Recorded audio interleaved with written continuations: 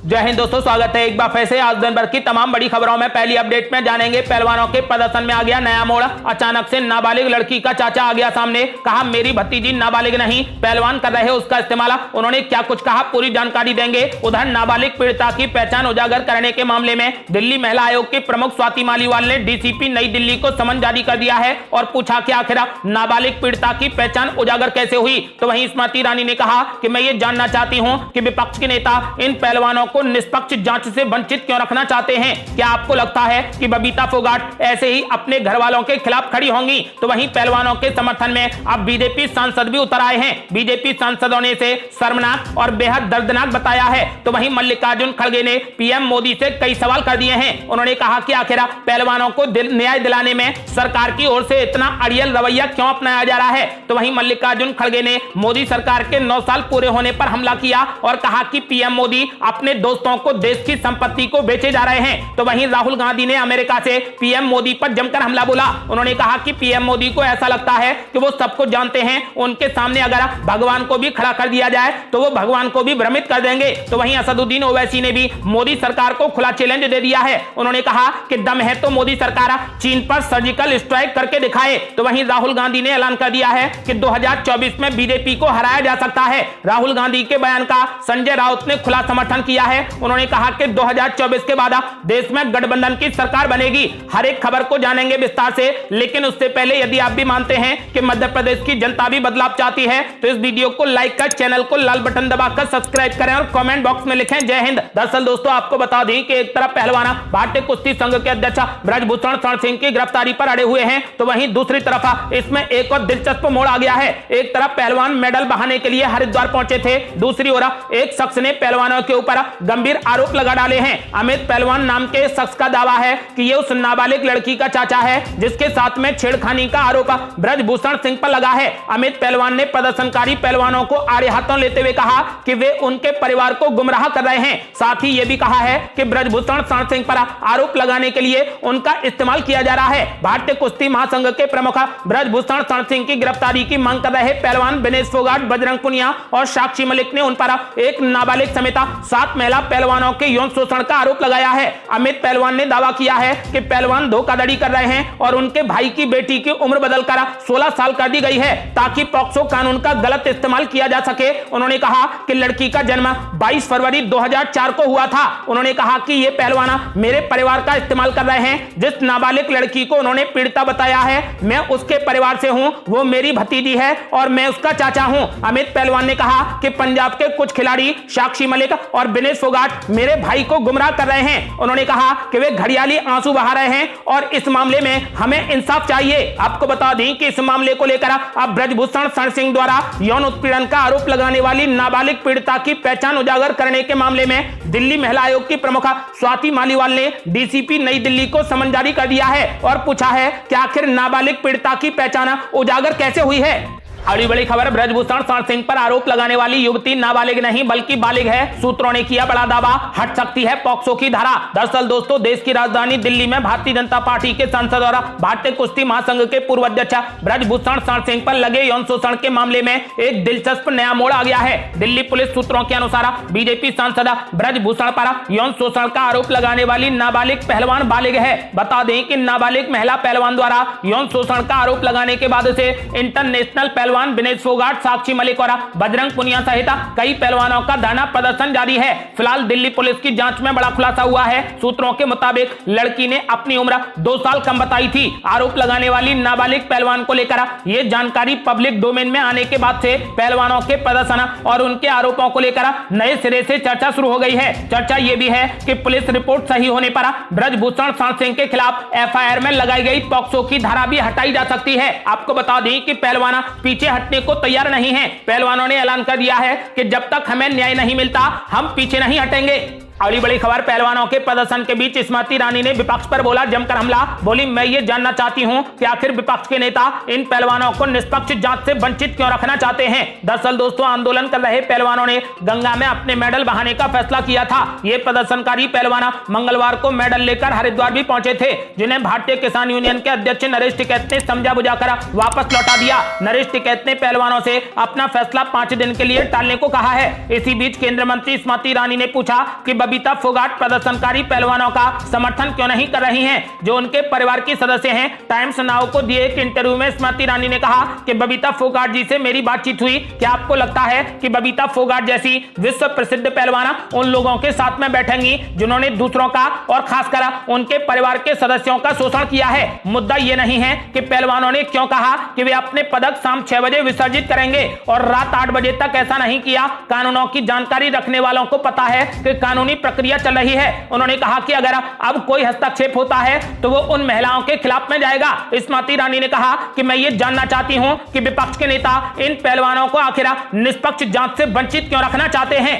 अगली बड़ी खबर है, बीजेपी में भी उठने लगे बगावत के सुर। बीजेपी सांसद ने किया पहलवानों का समर्थन, कहा यह शर्मनाक और दर्दनाक है। दरअसल दोस्तों आपको बता दें कि हरियाणा से भाजपा के सांसद बृजेंद्र सिंह ने प्रदर्शनकारी पहलवानों का खुला समर्थन किया है और कहा कि खिलाड़ियों द्वारा मेडल को गंगा में प्रवाहित करना बहुत दुर्भाग्यपूर्ण और दर्दनाक है। विरोध करने वाले पहलवानों के समर्थन में बृजेंद्र सिंह ने कहा कि उन्हें अपने पदक गंगा में फेंकने के लिए मजबूर किया जा रहा है। उन्होंने कहा कि इस मामले को तभी सुलझा दिया जाना चाहिए था जब वे कुछ महीने पहले विरोध करने के लिए धरने पर बैठे थे। इन अंतर्राष्ट्रीय पदकों को जीतने के लिए जीवन भर की तपस्या, कड़ी मेहनत, दृढ़ता, अनुशासन की आवश्यकता होती है। कौन चाहेगा कि अपनी सबसे बेशकीमती चीजों को गंगा में फेंक दिया जाए जब तक कि कोई उन्हें ऐसा करने के लिए मजबूर ना कर दे। आपको बता दें कि अब हरियाणा से भाजपा के सांसद बृजेंद्र सिंह ने पहलवानों का खुला समर्थन किया है और कहा कि खिलाड़ियों द्वारा मेडल को गंगा में बहाना बहुत दुर्भाग्यपूर्ण और दर्दनाक है और ऐसा करने के लिए उन्हें मजबूर किया जा रहा है। अगली बड़ी खबर, पहलवानों को लेकर मल्लिकार्जुन खड़गे ने सीधा पीएम मोदी को कर दिया टारगेट।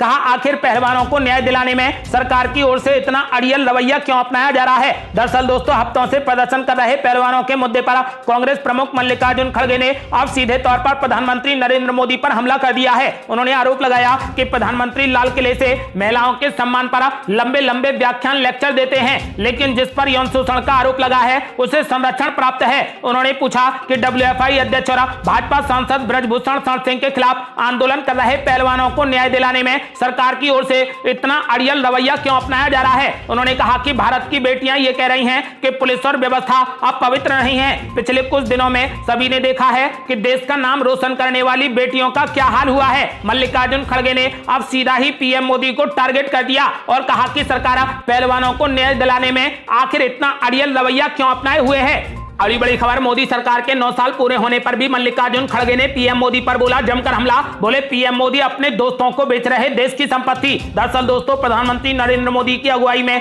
केंद्र सरकार ने अपने 9 साल का कार्यकाल पूरा कर लिया है। इस मौके पर भाजपा जगह जगह कार्यक्रम आयोजित कर रही है। वहीं कांग्रेस पार्टी के अध्यक्ष मल्लिकार्जुन खड़गे ने पीएम मोदी पर बड़ा आरोप लगाया है। उन्होंने कहा कि सरकार देश की संपत्ति अपने दोस्तों को बेच रही है। मल्लिकार्जुन खड़गे ने कहा कि देश की संपत्ति को अपने मित्रों को बेचना सबसे बड़ा राष्ट्र विरोधी अधिनियम है। उन्होंने कहा कि सरकार लोगों से रोजगार छीन रही है। ये आरक्षण के रूप में भारत के गरीबों, अनुसूचित जाति, अनुसूचित जनजाति और अन्य पिछड़ा वर्ग से रोजगार के अवसर को छीन रही है। इससे पहले कांग्रेस अध्यक्ष मल्लिकार्जुन खड़गे ने सत्ता में 9 साल पूरे होने पर सरकार पर निशाना साधा और महंगाई के जरिए लोगों की कमाई को लूटने का आरोप लगाया। मल्लिकार्जुन खड़गे ने कहा कि 9 साल में जानलेवा महंगाई से भाजपा ने जनता की कमाई लूटी है। जीएसटी ने हर जरूरी चीज पर असर डाला है, बजट बिगाड़ दिया है, जीना दुश्वार कर दिया है। प्रधानमंत्री नरेंद्र मोदी के कार्यकाल में 9वें वर्ष के दौरान कांग्रेस पार्टी ने उनसे बढ़ती कीमतों, बेरोजगारी और किसानों की आय जैसे मुद्दों पर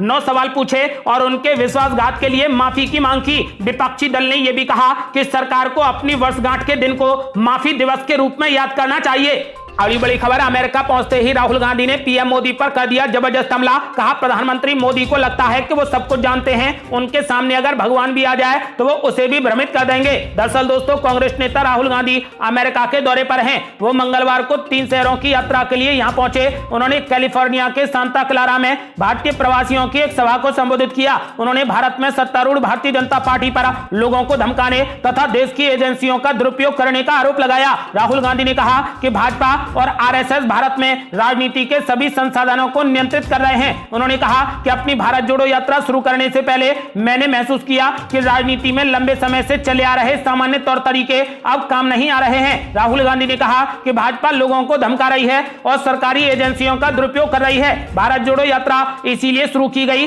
क्योंकि लोगों से जुड़ने के लिए हमें जिन साधनों की जरूरत थी उन सभी पर भाजपा और आरएसएस का नियंत्रण है। उन्होंने कहा कि हम ये भी महसूस कर रहे थे कि राजनीतिक रूप से में कार्य करना कठिन हो गया है। इसीलिए हमने भारत के सबसे दक्षिणी सिरे से श्रीनगर तक पदयात्रा का फैसला किया। राहुल गांधी ने कहा कि स्नेह, सम्मान और विनम्रता की भावना से यात्रा की गई। राहुल गांधी ने कहा कि भारत वो नहीं है जो मीडिया में दिखाया जा रहा है, जो एक ऐसी राजनीतिक सोच को बढ़ावा देना पसंद करता है जो वास्तविकता से बहुत दूर है। उन्होंने कहा कि एक बड़ी विकृति है। राहुल गांधी ने कहा कि यात्रा में मेरे लिए यह बहुत स्पष्ट हो गया कि इन चीजों को दिखाना मीडिया के हित में है, इससे भाजपा को मदद मिलती है। इसलिए यह मत सोचिए कि मीडिया में आप जो कुछ भी देख रहे हैं वो पूरे तरीके से सच है। उन्होंने कहा कि भारत वो नहीं है जो मीडिया में दिखाया जा रहा है। मीडिया को एक विशेष कहानी दिखाना पसंद है, वो एक ऐसी राजनीति कहानी को बढ़ावा देना पसंद करती है जिसका भारत की वास्तविकता से कोई भी लेना देना नहीं है। कांग्रेस नेता अमेरिका के 3 शहरों की यात्रा के लिए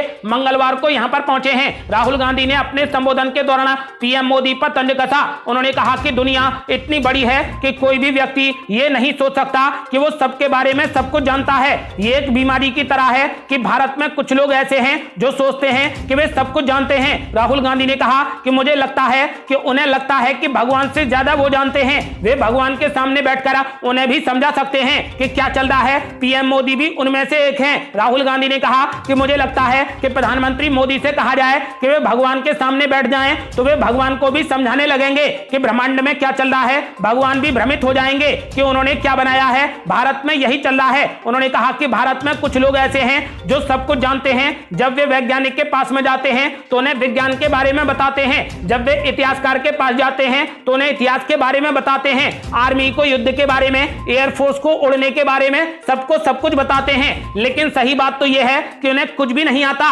और कुछ भी समझ में नहीं आता, क्योंकि अगर आप किसी को सुनना नहीं चाहते तो आप उसके बारे में कुछ नहीं जान सकते। राहुल गांधी ने पीएम नरेंद्र मोदी पर जमकर हमला बोला। उन्होंने कहा कि पीएम मोदी को ऐसा लगता है कि वो सब कुछ जानते हैं। अगर उनके सामने भगवान भी आ जाए तो वो भगवान को भी भ्रमित कर देंगे।